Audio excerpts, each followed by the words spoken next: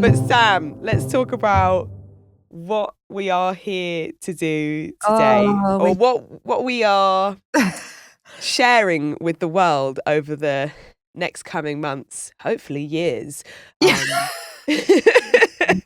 What has brought us to this point together? Yes. Okay. Well, we're both mothers. Yes. We're both DJs. We are indeed. We're both going to be working mothers. We are working mothers. And I guess correct me if I'm wrong, but we want to get to the bottom of how does all of this shit work?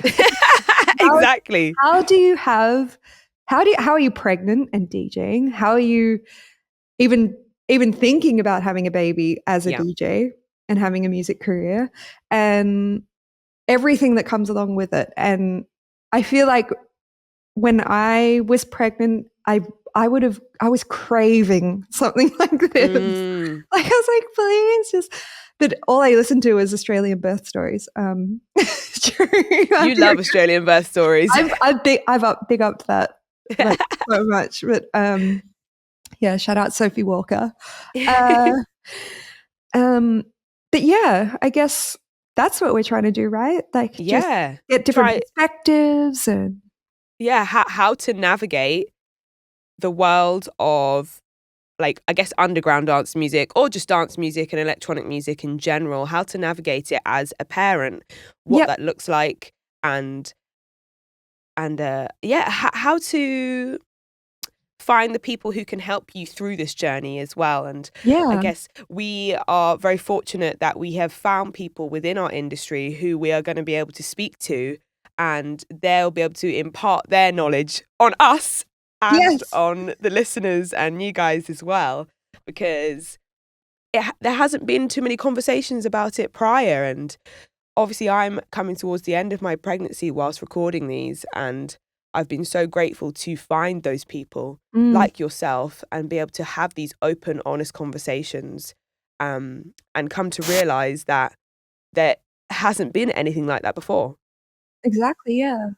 And I think what I really am looking forward to with these guests that are coming up are the diversity of their experience. Yes. Fathers, we have mothers, we have people in the industry behind the scenes in the industry, and we have people who are artists, we have people who are, it's just like people who aren't even pregnant yet, but who are considering this journey and want to find out more, which again, it's just a conversation that isn't actually had too much. Like being in this position, we can talk about it because we're here, but before conception, I think is super, super interesting, and I'm so excited to share that one actually. Yep, me too. Yeah. Because I really honestly believe this will be an invaluable resource to young people who are considering this, being a parent. Agreed. Who are in the music industry or even just creative arts in general, who are freelancers, who are, there's so much to consider. You've got to think about finances and even things like, can I get pregnant? Yeah. And how long should I wait? Is waiting too long to, I don't know, this is so when's the right time? Timing and like we had mentioned before, but support, not just at home, but people within the industry who are going to be able to support you and what that looks like. Yeah. So, I hope out of this, we'll have more of an open discussion. We hopefully will have the ability to find more resource, because I think we're on that journey as well. We're wanting to find other tangible ways to make this a viable option. You know, there are more women DJing than ever at this point in time. Yeah. So naturally, you're going to have a lot more people if they choose to, being pregnant and having children. And we should be able to continue in our roles whilst also having babies. Exactly. And not having to, we shouldn't have to sacrifice anything for that, really. No. I feel like we should just go head first into it and just be like, take it or leave it. 100%. Like, don't compromise anything. Yeah. I mean, obviously, no compromise. Smoking and drinking, maybe not so good for pregnancy, but I mean, fun should not stop. Fun should not stop. That's so true. And your career should not stop. And exactly. The thing I feel like I've learned in the past 2 years or I guess 2 years and 9 months of matrescence, I have felt so much support from my label to my managers to my agents, promoters, fans, like everyone. Like, it's just been phenomenal, the amount of support. And I feel like you are the same, right? Like, you're 100%. Yeah. I was overwhelmed by how supportive people were, actually. That was a huge fear of mine. And I think that's another thing to discuss. Fear plays a big part in this in this stage and this journey, being so unknown. It's such a personal experience, so there was a lot of fear when I first became pregnant, and one of the big fears was, how will I continue in this career, and what will people think? Will I be left behind? Like, how is that going to look for me?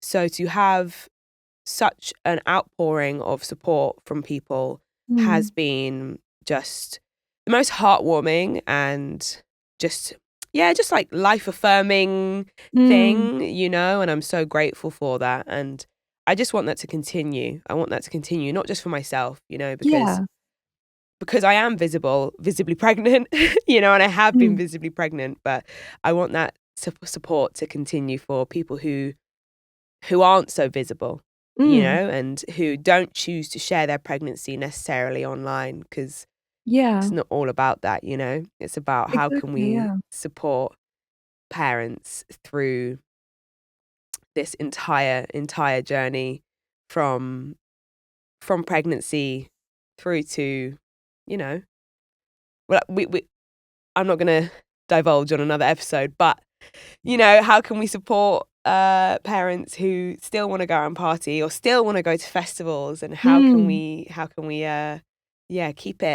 keep the magic alive for them too, because they deserve it also. So definitely, that's so beautifully said. Well, not with my cold. Sorry, everyone.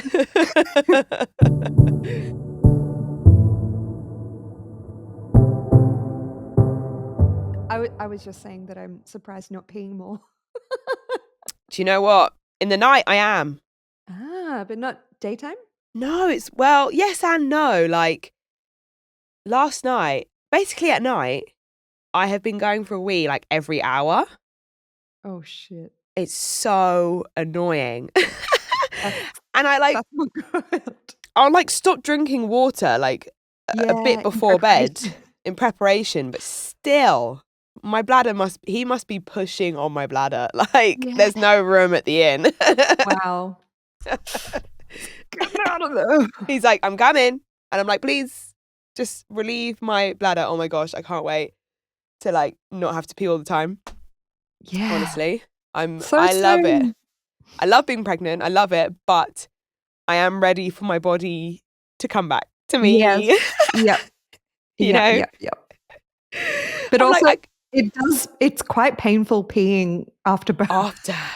I've heard. I've got all of the like paraphernalia for after as well. Good. I've got like the ice pack pads. I've got, it's called Spritz for Bits. It's like a spray. Like a little, like it's like got like cooling stuff in the spray. I've got foam. Yeah, you're gonna be fine. I'm gonna be so fine. Also, you can. I used to put. I would soak. I forget what it was, but I would soak pads, like the maternity pads, in like this some kind of elixir, I'm going to say. Ooh, like that my aloe midwife told vera? me about. Sorry? Like aloe vera vibes? What's Yeah, in that it? kind of thing. I can't remember what it was, but it was just like this very German looking bottle. And I would soak the pad in that, and then put it in the freezer. And my midwife told me just to. Well, let me know what that German looking bottle is, because I I'll will find buy out, it. actually. Yeah, I'll send you some. Please do. I will buy it. I'll do anything. But, yeah, enough of that. Enough about Enough about sorbets. vaginas. No, more about vaginas. Yeah. Actually, yeah, scrap the rest of the podcast. Let's just talk about vaginas for 60 minutes. But yeah, I guess we should introduce ourselves as, We should. you know, we're hosts, and people should know a bit about us, I guess. So do you want to start? You tell our listeners about your journey into music and motherhood and everything. Yeah. What a journey. So my name is Helena Starr. That's what I go by. I am 27 currently, and I am 37 weeks pregnant. Yes. I started DJing around 10 years ago now. Wow. But I mean, I started DJing. I started doing radio when I was 16, so it's more than 10 years ago now. Amazing. And I had kind of always known that I'd wanted to be working in music. I didn't know what capacity, but it was music, and I was lucky enough to find radio when I was that age. I joined my local radio station at 16 called Cane FM. Oh, okay. Cane FM in Guildford, big up. Whoop. Always got to shout them out. They gave me some work experience for a week, and at the end of it, I had to do a live show on air. Were you nervous? I was so nervous, but I was so excited. I was like, this is the coolest thing ever, I get to be the host. I get to choose all the tunes. I was so excited. And yeah, so I did that show, and a couple of days later, I get a call from the station. They were like, "You've got quite a nice voice. You've got a good voice. You did a really, really good job." Definitely do. Well, not right now with this cold. Sorry, everyone. But I usually have quite a nice voice, and they said, "Do you want to join the breakfast show on Wednesdays, every week?" And I was like, "Yeah, hell yes, I do." I know. So I joined the breakfast show. I think it was called Breakfast in Bass. Oh, I love that. So I funny. love it. I love it. So funny. And I joined as a co-host. So when I was 16, I used to get up before college on a Wednesday at 5 a.m. and I'd walk to the studio, and I'd get there for 6, and then I'd be on the show until 8 or 9, I can't remember. And then I'd go to college after. Wow. Yes, that was my kind of introduction to it all, and I kind of got the bug from there. That's what I say every time I tell this story. When did you join Foundation? Foundation was a lot later. So that was when I was 16, and I moved to London when I was 18 because I knew I wanted to be a presenter and I wanted to be a DJ. I had my first DJ gig when I was 18 in Guildford. So I was like, yes, I'm going to move to London. I'm going to just get into it. It's not really how it worked. Took quite a while after that, to be honest with you. But, I kept chipping away. I kept going out and exploring London, exploring my sound and building up the confidence to play in places. And it took quite a while, to be honest with you. But I joined Foundation coming up to the day, actually. So November 5 years ago, November 2018. Well, prior to that, I had seen Foundation put a post up on Instagram. They hadn't been around. They just had a new Instagram, and it was like, new station coming soon. And I was like, oh, who is this? What is this? And at the time it was, and still is, it's still dedicated to holding a space for women and non-binary people. And I was like, wow, okay, maybe this is my opportunity. So I sent through a show I had done for my very good friend Jaguar. I covered for her on Represent. And I got a message from Frankie, who runs the station, saying, "Oh, we actually have a show available on Tuesday. Someone's just dropped out. Oh, do you want to come and take that position?" So, and they were like, "Yeah." I was wow. So I went that Tuesday, and that was the second day that they had been on air. So it was like the first week of Foundation FM. And yeah, they were very happy with the show that I did. And they were like, "Who are you?" Yeah. Wait a minute. Where did you come from? Who is this person? We've never heard of you before. And I'm like, well, get to know everyone. Wow. And that's when I joined Foundation. So that for me was a real turning point in my journey, turning point in my career. I had a bi-monthly show, and I've been doing that for 5 years. And I guess it's so funny to talk about your journey, because I'm like, from that point, it's just been here, there, everywhere, up, down, But I guess, again, at the center of it all has been sharing music in any kind of capacity. So I would call myself a host, presenter. I've done talks and hosted interviews and things like that. I'm just a all-round music lover, really. That's me. Love it. Love you. Love you. Love you. And Sam, tell us about your journey, which is actually I don't actually know if we've had this conversation before, so I'm interested to know about how you started. Well, it's a little bit different because I kind of stumbled into music in a way. I was always very, very much into music, and when I became a teenager, I was into like R&B and like hip hop and all of that kind of stuff, because I'm 37, so I'm a millennial, and I guess every millennial had a R&B phase when they were a teenager. I mean, maybe I'm speaking too generally there, but whatever. No, it's true. It's true, right? It's facts. Everyone loves it. And yeah, I was always listening to music, and I was in like I would hang out in the music room during high school, and we would just like come up with little dance routines to like Biggie and stuff. And then I left high school, and I found a new group of friends. I'm still friends with my high school friends, but I left school and kind of became interested in, actually it was indie music for a little bit.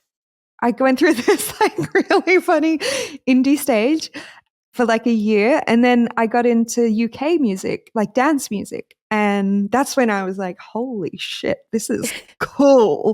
And I was like totally starstruck by like, I don't know, all the like Hessel kind of releases. And I don't know, I was obsessed with that label. And anything UK dance music related, I was like a fan of. I love that.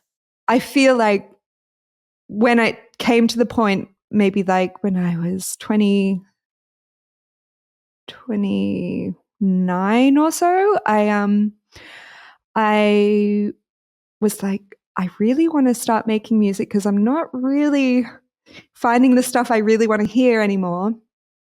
Even though there's so much out there, and I was an idiot for thinking that, because this is like years. No, I get that though. Yeah, it's just kind of like in terms of like newer stuff, I was just like, not really feeling it. So I kind of wanted to make my own stuff that I wanted to hear, and it was definitely influenced by these phases of R&B and hip hop and UK bass and stuff. So I got my partner Tom, my husband now. He's like an incredible producer. Like, he's amazing, and he is super, super technical as well. So I was like, can we make a song together where I just tell you what to do? Yeah. And I just like completely directed the whole thing. I'd be like, no, not that sound. give me another one. And we'd just go through like hundreds of samples and like all this stuff. But anyway, I made a song called Perfume, and I made quite a few songs after that in that fashion. And God, what happened then? I ended up releasing on my friend's label called Sumac, and then Anthony Naples showed Fortet, yes, I remember EP this. and he was listening to, apparently this is what I heard.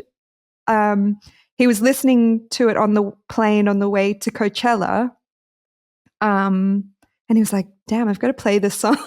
And it was this song called DJ Logic, Please Forgive Me. And he played it. And then all of this kind of crazy stuff started happening where like I was getting hit up by major labels and like, like my manager got in touch with me and it just kind of skyrocketed from there. And I moved to London. I was always going to move to London. I was applying for like nannying jobs and like mental health jobs. And I was going to say yes to one. And I think that day I was about to say yes, my manager was like, look, I think we need to do music like full time. So yeah, I didn't take the job and I haven't looked back since. Wow.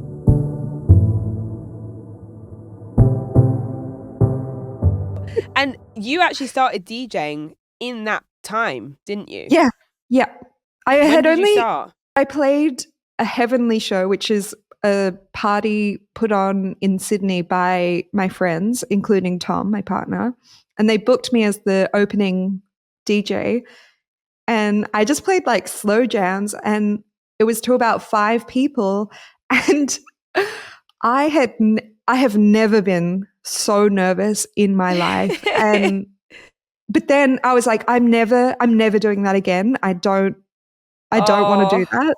And then a year later, when I released the EP, I started getting like bookings offers, and I was like, okay, maybe I'll try it one more time. And I did, and I actually enjoyed it. So yeah.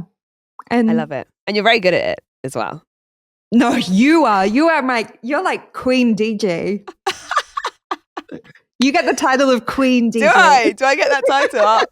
I'll wear that crown. I honestly, because I'm often like analyzing people's DJ steez, and I feel like you have incredible DJ steez. Really? Yeah, just the way you like dance around and obviously the selections are amazing as well. But that's so funny. It's great. Well, it's so funny, isn't it? Because I would never say I have steez, and I feel like people would be like, "You're oozing steez." I don't even know what steez is. Is that an Australian term? I don't know where it derives from, okay. But I know it's a word. We use a word. We're using it in the right context. Okay, good. Sorry, it's probably really ignorant saying it's Australian. Yeah, it's Australian, right? It's definitely Aussie. Yeah. So you started DJing and performing, and then we had lockdown. Yes. And then I had a baby. And that was, I think it's really interesting that both of us are having this conversation because we both come from different journeys into pregnancy. So yours was something that in lockdown, you and your partner went, oh, this feels like a good time to have a baby. Yeah. So tell us about that. Well, I was kind of on the fence for a long time about whether I wanted a child at all. Mm. Why was that? God, it was just like an intuitive thing. I was like, I don't know if I actually genuinely want this. Yeah. Or I'm just doing it because it's the norm. Fair enough. Yeah. But then I realized during lockdown, I was like, okay, I just sort of had this yearning, and actually I had a similar yearning a couple of years prior in Melbourne when I was living there, and we tried to get pregnant and I got pregnant, but then I miscarried. Oh. And then I was like, okay, maybe it's not meant to be. Maybe my intuition was wrong. And then anyway, fast forward, I realized I want this. I genuinely want to give myself over to another human in a way that I don't think I have ever done before. No. And my partner, Tom, was also feeling that. Like it took a lot of convincing, to be honest. Because I was like, I'm ready. Let's do it. And he was it's a big step. It's a big step. Yeah. But he was like, okay, well, let's start trying. And we're very, very, very, very fortunate to fall pregnant straight away again. And very, very fortunate to have carried Jeannie full term, and now she's 2 years old. But yeah, I feel like, because your story is so different. I want to, you've got to tell our listeners about your story. I love it. Well, so what's my story? Well, yours wasn't planned, right? No, mine wasn't planned. So that is the story, really, isn't it? That's the tea. That's the tea. So it wasn't planned. It was a surprise pregnancy. And so, as I mentioned, I'm 27, which I feel like now would be considered quite young to be pregnant. Very young. Yeah. Very young. Yeah, my mum wouldn't think so, but no, exactly. Like a generation ago, this was like a normal time, but for us now, especially being career-led women, and women are just more focused potentially on their careers and having more time before they have babies, which totally was what I was planning as well. So I'm definitely viewed as like a young mum now, which is quite funny. It's so cool because I'm actually an adult. You know what I mean? Yeah. I'm a fully grown adult. I'm a grown woman. Thank you. I'm actually grown. Thank you. But yeah, so in February I fell pregnant, and it wasn't exactly something that I had planned. I wanted kids, and I have wanted kids, but in my mind I was going to have kids in like 5 to 7 years. Probably similar to when you had Jeannie, like 35. That was when I was planning to have babies. So it was definitely a couple years earlier than I had expected. But just going through it, I'm with an amazing partner, and we've known each other since we were 15. Also a Tom? Yeah, also a Tom. Double Toms here. Tom squared. I've known him since I was 15. We've been together for 3.5 years. Oh, I didn't know you had known each other since you were 15. Yeah, we know each other since we were 15. That's so cute. Yeah, we grew up in the same area. Wow. And when we were 15, we used to chat on BBM, on Blackberries. Okay. Yeah, on Blackberries. I never had a BlackBerry. Did you not? Oh, well, that was all the rage in my little town of Guildford. Okay. So we used to chat. We met at a party, but we didn't know each other too well. Anyway, fast forward, 7 years later or something like that, and we got back in contact. Wow. And yeah, we've been together for 3.5 years now. Yep. And we had kind of come to the point where we had decided that we wanted to be like life partners, I would say. It sounds so cringe. Tom's going to hear this and be like, no apologies. Come on. Give me the cheese. Exactly. But we had both, we had decided that actually this is where we wanted to be, and we are the people we wanted to be with, and we wanted to have children together. Yeah. And it so happened that I was pregnant. Wow. Yeah. So, but like, there would have been so much going through your head in terms, because you were, as you were just saying, like, you're a career woman, and you have to really consider these things. And 100%. Like, what was going through your head when you saw the positive? Sam, there was a lot going through my head. Yeah. Question.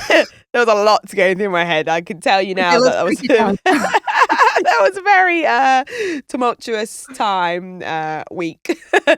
But yeah, it took some time for me to process it. It took some time for me to actually come to a decision on what I wanted to do and how I wanted to approach this. Like, did I want to be a mother right now? Like, was this something I wanted to do?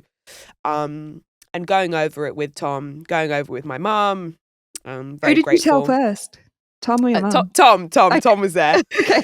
So I was like, I think I'm pregnant. And he was like, okay. We had builders in as well that day. It was a really great day. Great day in the household. And then we both called our parents and wanted to kind of speak to them on advice and just kind of just to have some support, really. And I have to say we're very fortunate that we have parents who are just completely supportive, you know. Wow. No matter our decision, they were like, whatever your decision is the right decision, which I was so grateful for. You know, those words were very, very really, really helpful and actually helped me determine what I was going to do, to be honest, because I had been given full support and control over my own body, as you should, but you know, there's a lot of factors involved. There's a lot of things to consider and go through, and like, the fears were, to be honest, mainly revolving around my career and the point that I'm at in my journey. And I didn't know how that looked. And I think that's why the conversations that we're having now are so amazing, because prior to being pregnant and having these convos, I didn't know what it looked like to be, apart from seeing you and Jams and Annie Mac, but still a very limited amount of people who either were pregnant or visible or had children that I knew, who I could relate to, who I could see myself being in the same position as. So it really took a while for me to come to terms with that. But when I did, I kind of was like, oh, yeah. I feel great now. I'm so glad that I am pregnant, and I'm so excited to have our baby. But yeah, I think once I made that decision, you know, you just start to work through it. You just go, you just commit, and you're like, you just commit. Okay, this is my life. This is what's going on. How do I create a world that works for me? How do I continue doing what I want to do?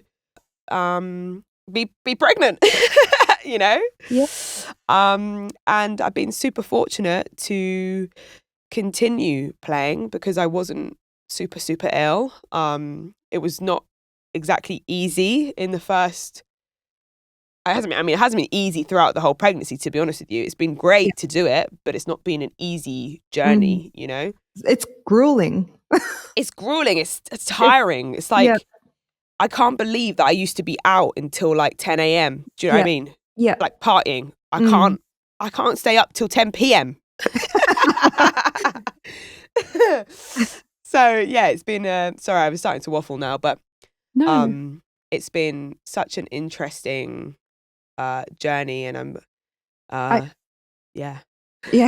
I mean, I love when you said that you want to create, you're just like, okay, I'm pregnant now and I'm just going to create my life around this, and I'm not going to stop my career. I'm not going to stop doing what I love, and I'm just going to have those two things happening at the same time. Exactly. And as you mentioned before, Annie Mac was a person, she like embodies that, I think, especially with this new party series she's doing, which inspired my own party series. But her party series, like Before Midnight, it's just like she's just calling all the shots, and it's so impressive. And I feel like that's what we have to do. We have to role model this and just be like, look, we're women, we're giving birth, we're carrying children. You just need to kind of bow down to us. Yeah, exactly. And also, like you said, creating the space for yourself, which I think we are lucky to be in a time where we can do that. You know, I really feel like, we said this before, but in the 90s, I just don't think that would have been applicable. No, like, no, not at all. We have a voice now, whether that be on social media or, you know, in spaces to say, actually, yeah, no, sorry, that's not going to work for me. This is what's going to work for me. I'm going to start my own thing if you can't do it for me. And this is how it's going to look.